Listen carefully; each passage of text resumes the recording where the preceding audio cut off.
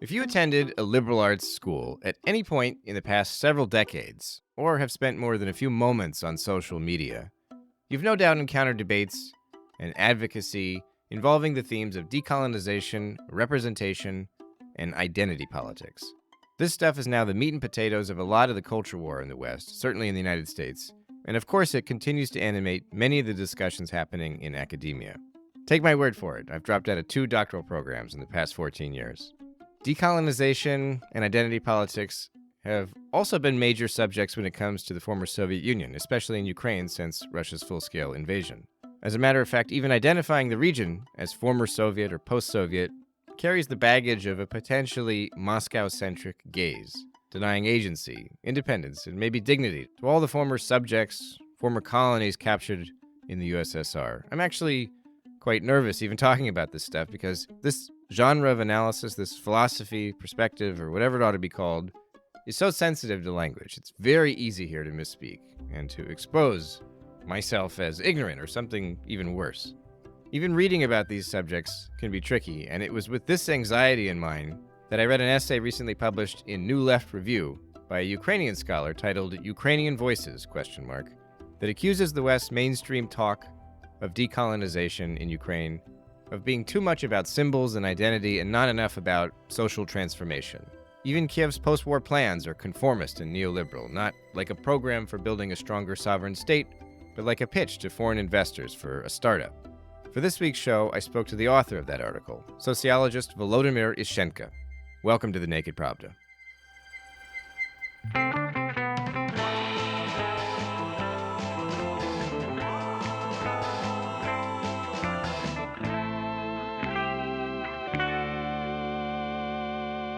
Howdy, folks. Welcome back to the Naked Pravda. I'm your host, Kevin Rothrock, the managing editor of Medusa's English language edition. To those of you who celebrated, I hope you had a good Christmas, Hanukkah, Kwanzaa, whatever you do around this time of year, around the solstice, to forget the miserable cold and the lack of sunlight. New Year's is just a couple of days away now at the time that I'm recording this, so have a good holiday there, too. For many of our listeners, I know New Year's is the main winter holiday, so Godspeed to you this weekend. Before jumping into today's interview, allow me to remind listeners that Medusa now relies on contributions from our international audience to sustain our work.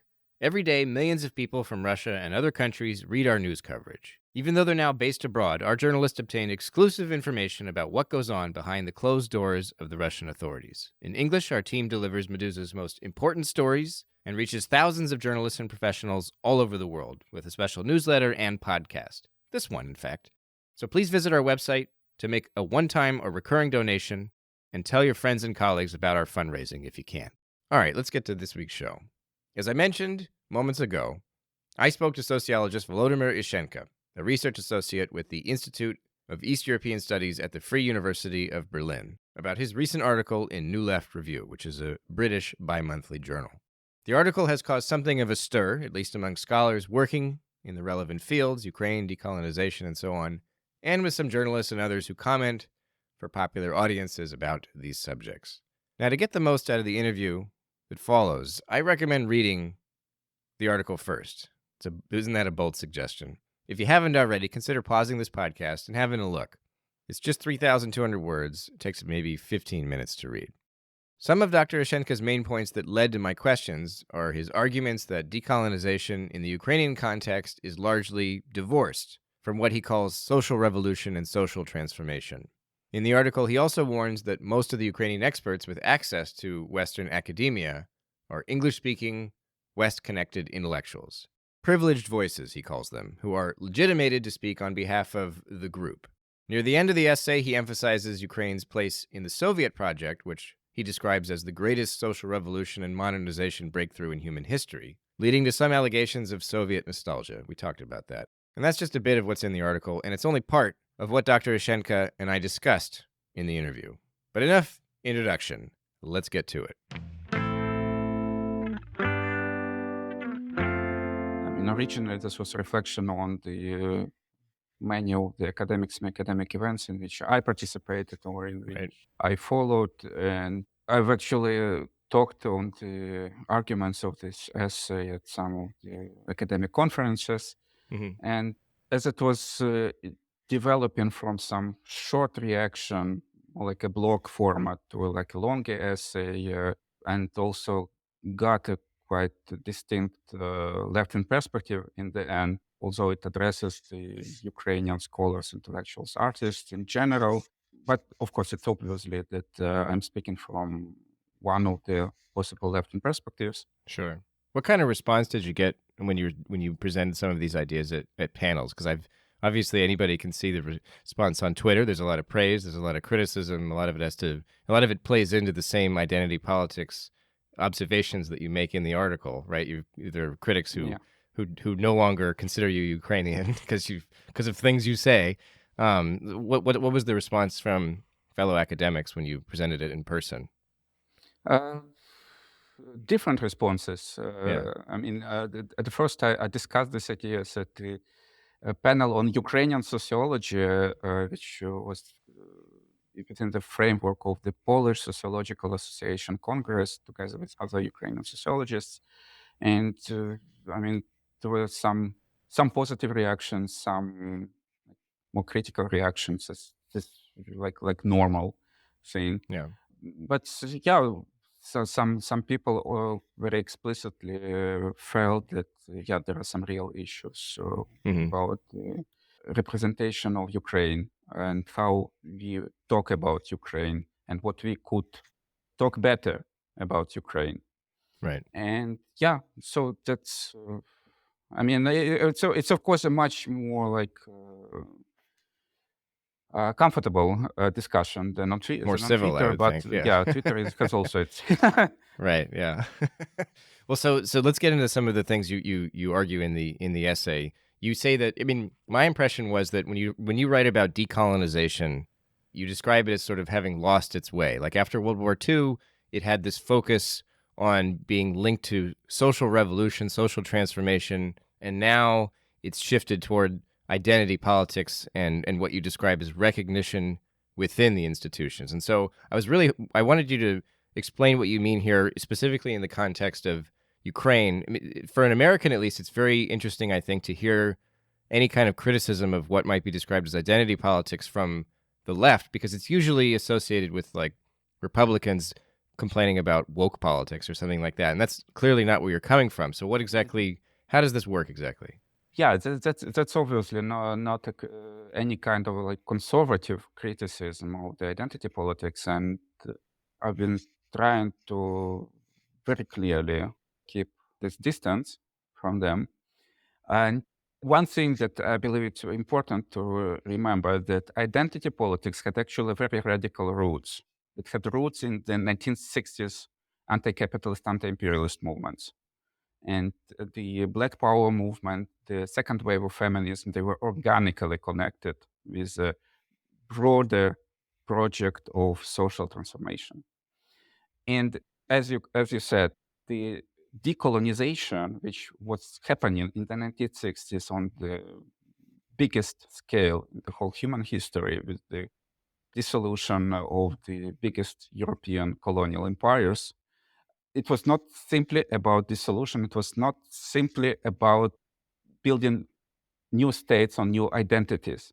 It was crucially the question of the social transformation. So specifically about the overcoming the deficiencies of colonial economies via import substitution programs, via the building of the robust, strong developmental states.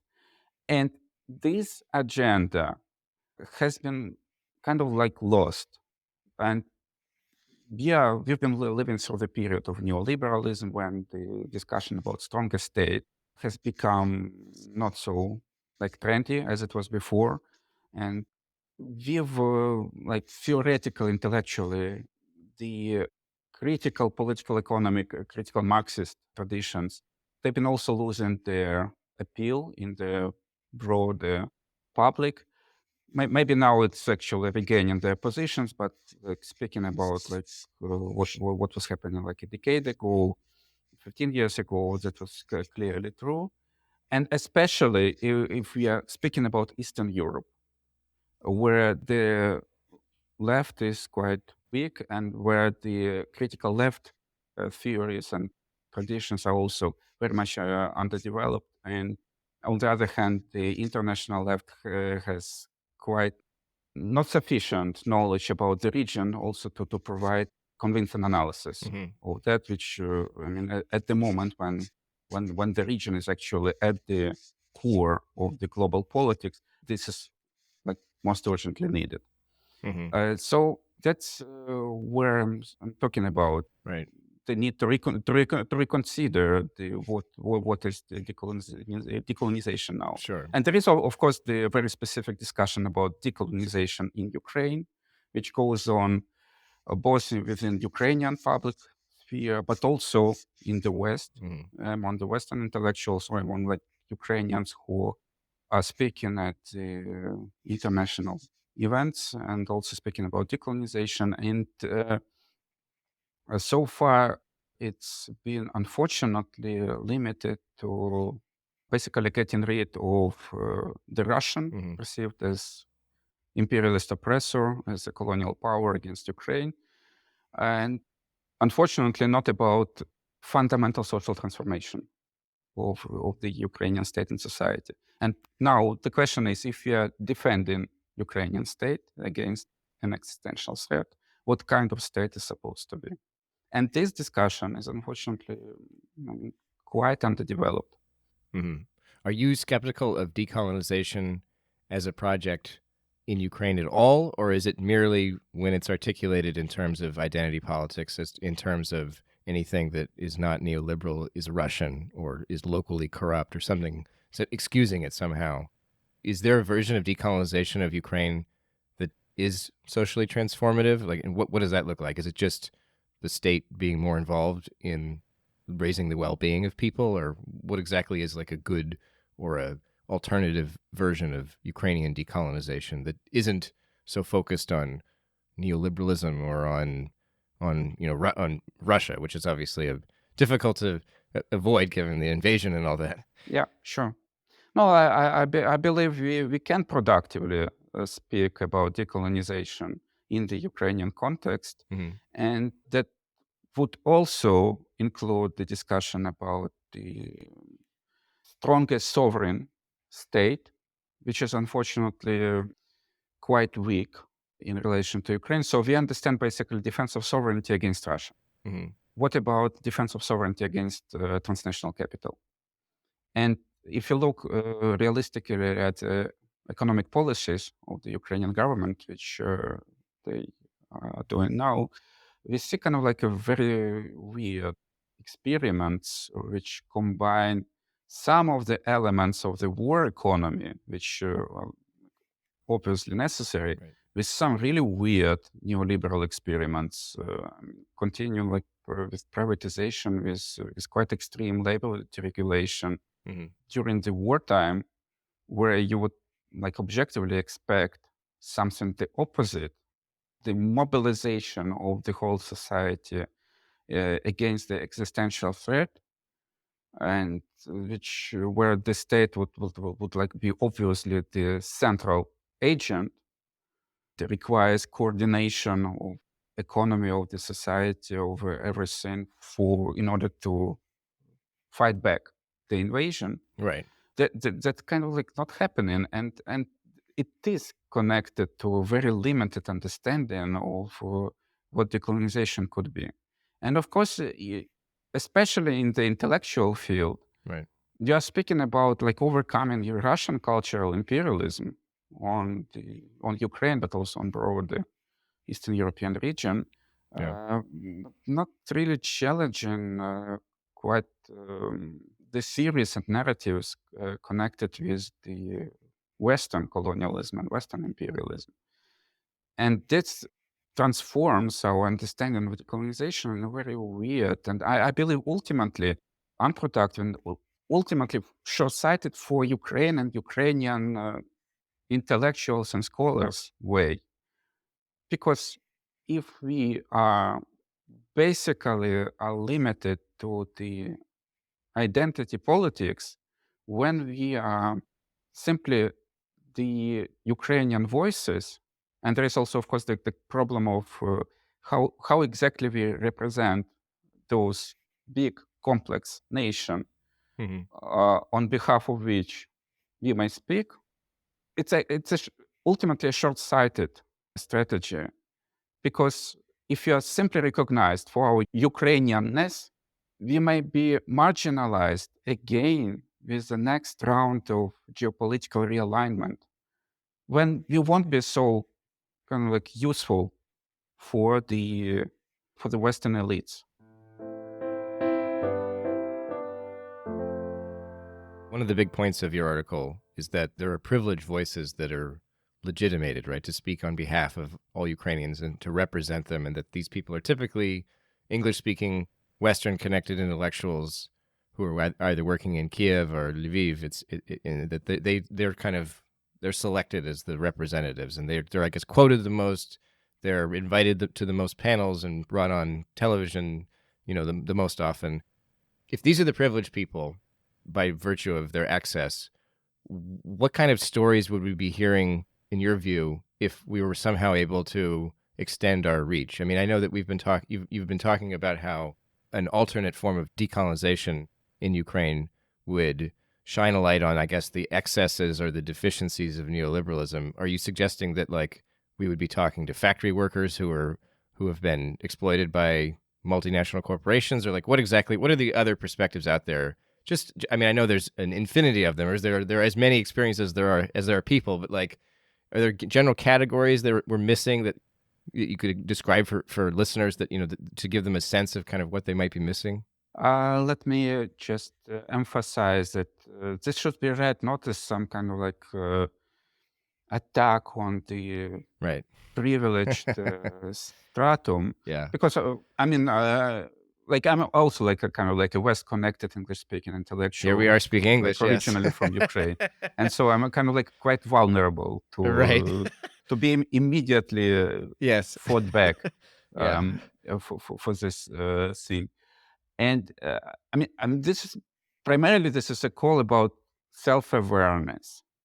So obviously, at the international panels, and especially like of the more like intellectual academic level, you would get a very specific kind of people: those who can Mhm. fluently speak English, those who have a high intellectual capacity and like academic capital, and so on and so forth.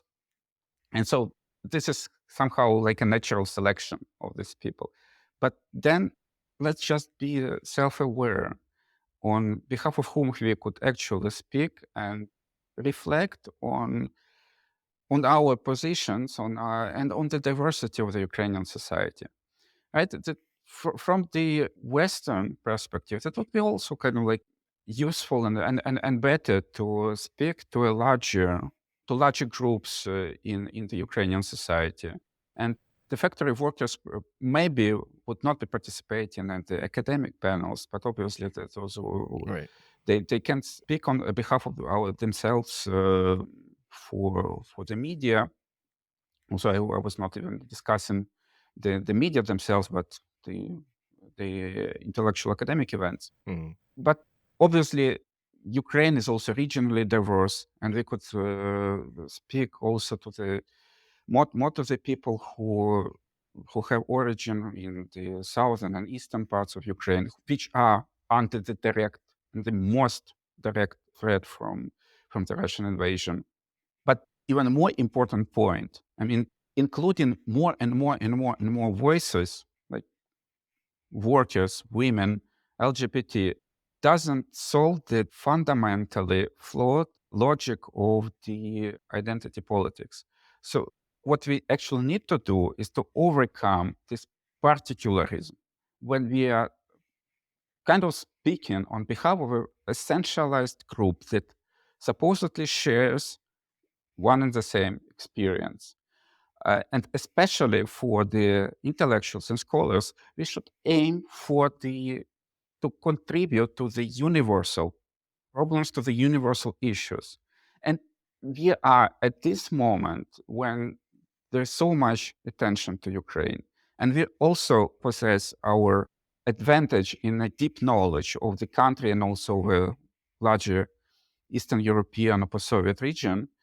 we can contribute with this knowledge to a wide range of the globally relevant problems, starting from the contemporary revolutions in which we had in Ukraine three during the life of just one generation, about the cynical, oligarchic, let's say paternalist or technocratic politics, which is perceived by the people as something very distant from them, and which then provokes the various anti-establishment parties, populist leaders, and so on and so forth. Mhm. And let's remember that Zelensky was elected in 2019 as a person, basically as a protest vote against an oligarch, Petro Poroshenko.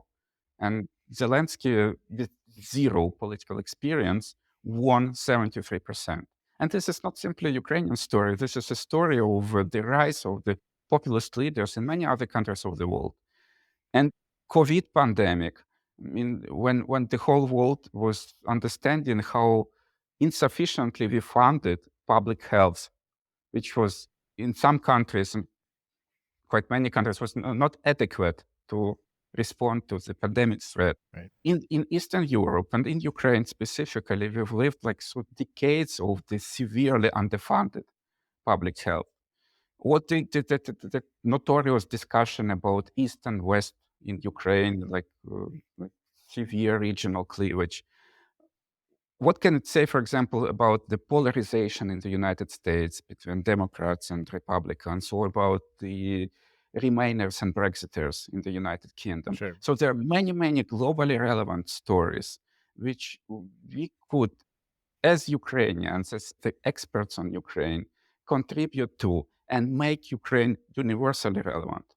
And obviously, it has not only the theoretical intellectual value, but also political value, because we would become more understandable for not simply for the Western elites, which have their specific interests in Ukraine, but also for the majority of the humanity who look at this conflict, at the war in Ukraine, not through the eyes of the Western elites, but through the eyes of those who were oppressed by them for centuries and felt quite kind of like hesitating position, not actually taking a side in this war. Hmm.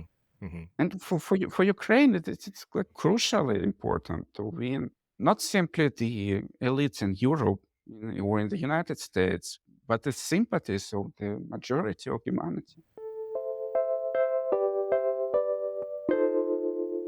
You have this part in the essay where you talk about how Ukraine could turn out to be the West's future, not the other way around.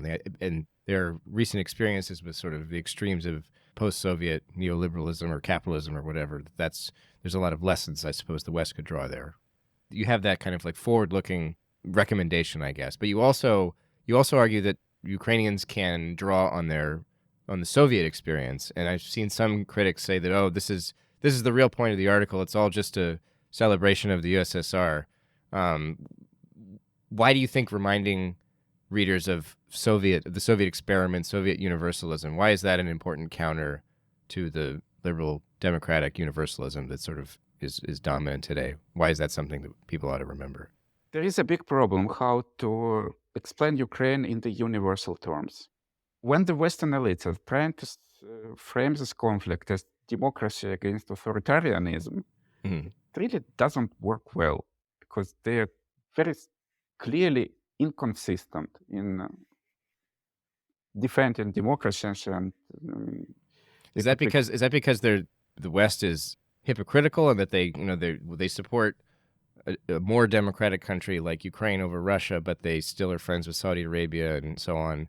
Or is it that you're saying the West is not democratic? I mean, how should people read that exactly? there are many problems, and one is the very inconsistent policies in relation to the countries like Saudi Arabia or Turkey, who wage their own brutal wars.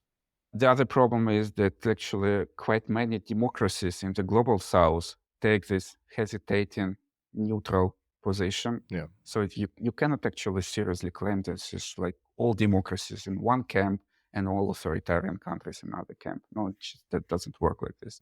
And exactly, the many problems with with how democracy works, especially now in the Western countries.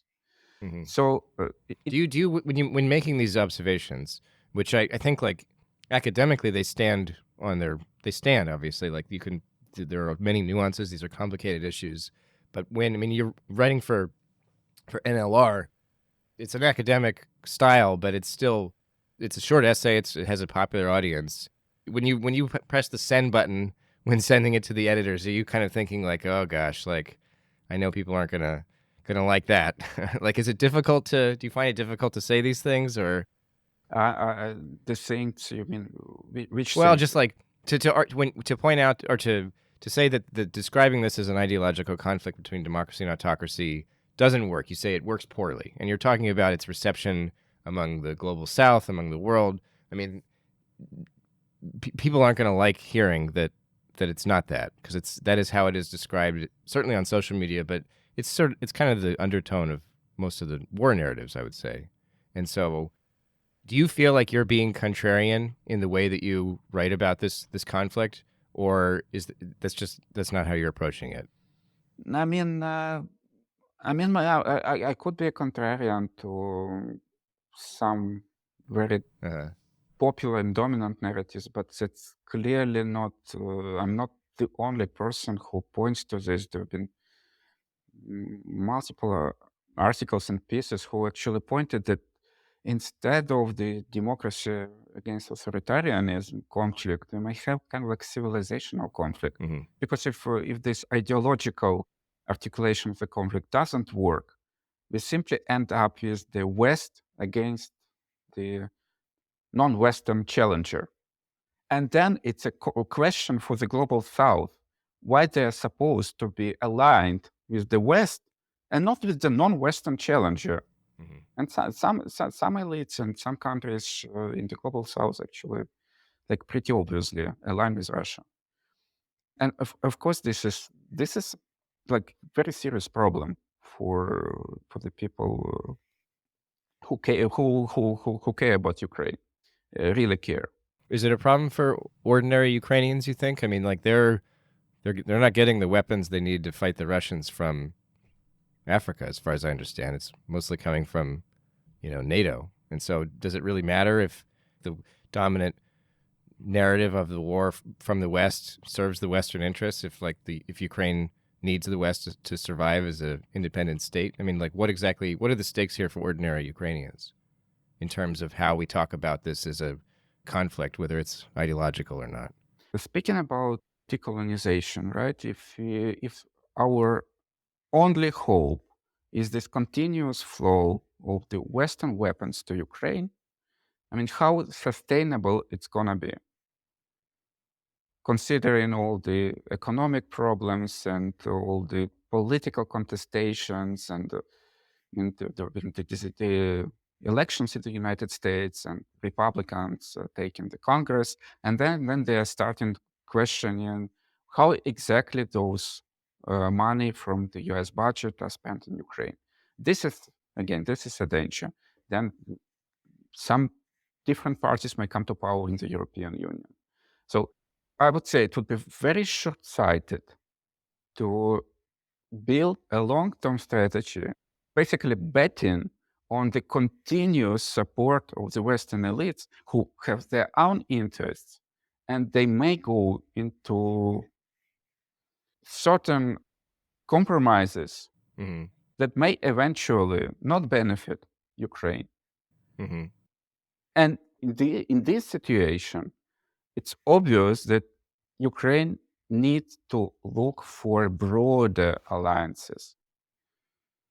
And even on the basis of like winning the, let's say, the public aspect of the war.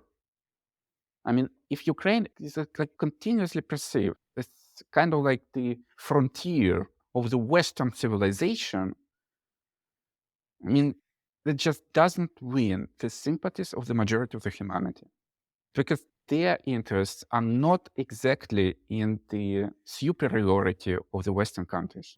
Do you feel like this becomes dangerous in terms of repeating the narrative that is dominant in, that the Kremlin essentially propagates, this notion that Ukraine has no agency. It's like a puppet state of the West.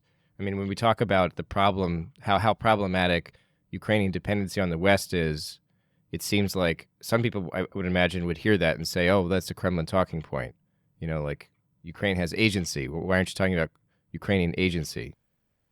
Are we missing Ukrainian agency? Are you saying Ukrainian agency needs to rely on more than one ally, I guess is what you're saying, and that requires being more revolutionary in terms of decolonization? I mean, I'm throwing words around. I'm not sure I'm fully understanding what I'm saying. This is not No, exactly no, my. I fully understand what you're saying. But let's recall that actually Putin is more like strategically and explicitly appeals to the global South. And if you recall his speech at the celebration of the annexation of the parts of Ukraine they just conquered this year and occupied, he explicitly put it into the narrative about decolonization again. That Russia is allegedly kind of like fighting the beating back the Anglo-Saxons. the decolonization war against the Western elites. And if Ukrainian understanding of decolonization is simply about particularistic identity politics, it's just in an inferior position against the Russian narrative. Okay. And you were asking about the relevance of the Soviet Union.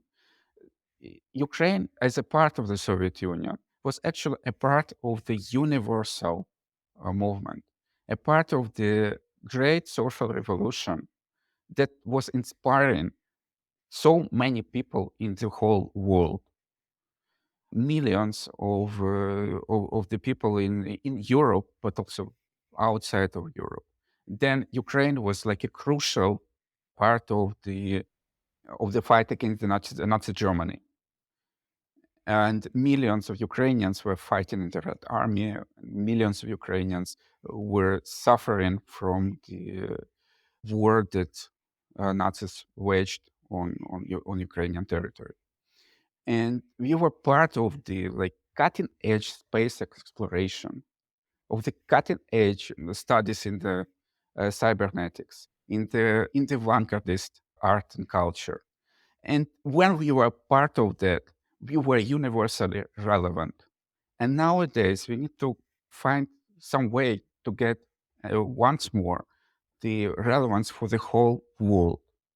And I believe that identity politics just wouldn't work in this way. You don't think that's flirting with Soviet nostalgia?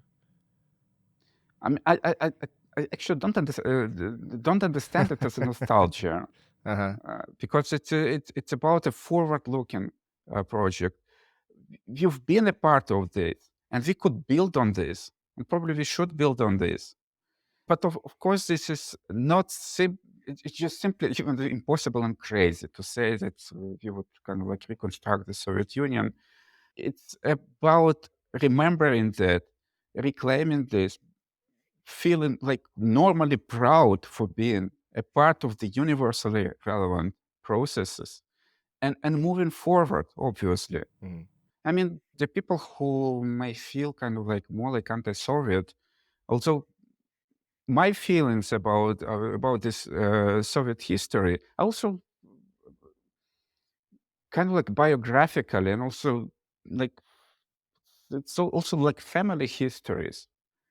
I mean, and we should also understand this as a part of Ukraine, as some organic part of it, not some kind of like some colonial or oppression that imposed on us. I mean, like my family basically moved from, let's say, like my grandfather was like herding some cattle in a village in Lugansk region, which has been now annexed by Russia. But my father was actually like graduating from the most prestigious Moscow Physical Technical University Institute, and then working in the Institute of Cybernetics, working on the space exploration programs. So when I'm writing about this, it's also like a part of my own history, and not simply some kind of like ideological obsession with the Sovietness or some kind of like hardcore left thing that I believe some people perceived it that way. And of course, it's not a narrative that represents the majority of the Ukrainian population, but I would say it's been a typical narrative. It's been a typical history that is typical for some significant and organic part of Ukraine, which nowadays kind of like turns into more like it's silenced, and it's into processes of this anti-communist and anti-Russian decolonization identity politics. It's just been erased. But I believe that in order to reclaim Ukraine's universal relevance, we could return to this, and we could build on this. But this is not simply a nostalgia. These are the resources, the bricks from which we could build some forward-looking project. You've been listening to the Naked Pravda. On today's show, you heard about a recent essay in New Left Review about decolonization, representation, and identity politics in Ukraine from the author, sociologist Volodymyr Ishchenko, a research associate with the Institute of East European Studies at the Free University of Berlin. Remember to check the description of this episode of the podcast for a hyperlink to the article itself. Thanks for tuning in, and thank you for supporting our work at Meduza. We'll be back next year.